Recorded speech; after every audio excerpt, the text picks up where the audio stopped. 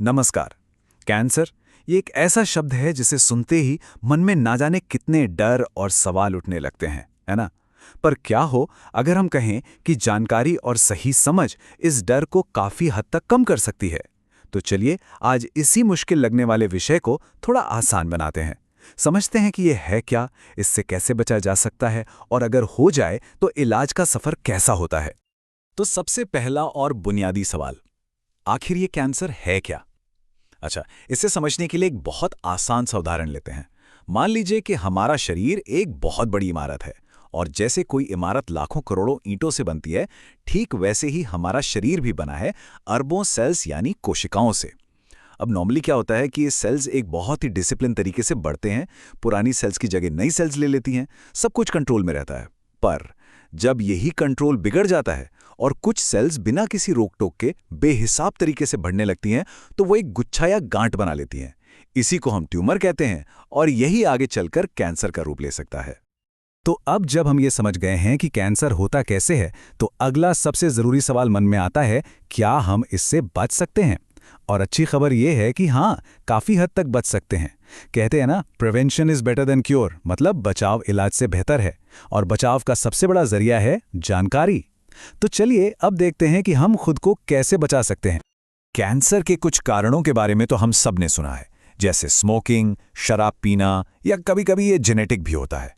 ये तो हो गए मेन विलेन, पर कुछ छुपे हुए दुश्मन भी हैं जिन पर हमारा ध्यान ही नहीं जाता। जैसे प्लास्टिक के डिब्बों में गर्म खाना पैक करना या घर की सफाई के लिए तेज केमिकल वाले प्रोडक्ट्स का इस्तेमाल करना। अरे यहां तक कि तंदूर पर थोड़ा ज्यादा सिक गया या जला हुआ खाना, वो भी शरीर में ऐसे केमिकल्स बना सकता है जो कैंसर का रिस्क बढ़ा देते हैं। छोटी छोटी बातें हैं पर असर बड़ा है। अच्छी बात यह है कि हमें कुछ बहुत बड़ा करने की जरूरत नहीं है। रोजमर्रा की जिंदगी में छोटे छोटे बदलाव भी एक बड़ा फर्क ला सकते हैं।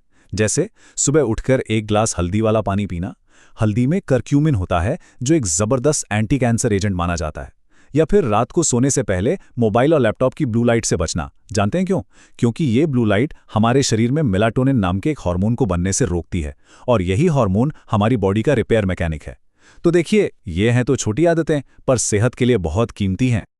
अपनी लाइफस्टाइल को सुधारने के साथ साथ थोड़ा प्रोएक्टिव होना भी बहुत जरूरी है।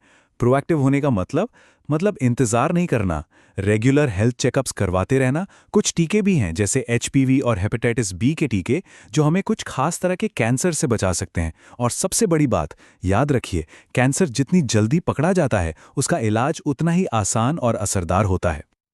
अब बात करते हैं इलाज की। ये एक ऐसा सफर है जो मुश्किल हो सकता है, इसमें कोई शक नहीं। लेकिन अगर हम इस पूरे प्रोसेस को स्टेप बाय स्टेप समझ लें तो ये थोड़ा कम डरावना और कम उलझावा लगेगा। मोटे तौर पे इलाज के 3 मेन स्टेप्स होते हैं।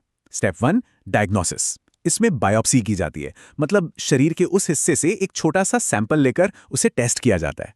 इससे 100% कंफर्म होता है कि कैंसर है या नहीं। Step 2, surgery.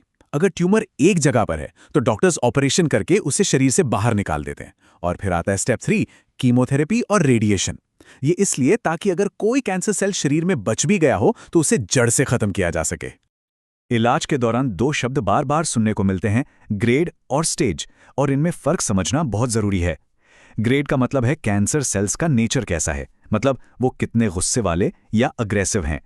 ग्रेड 1 मतलब शांत स्वभाव का, और ग्रेड 3 मतलब बहुत तेजी से फैलने वाला। वहीं स्टेज का मतलब है कि कैंसर शरीर में कितना फैल चुका है।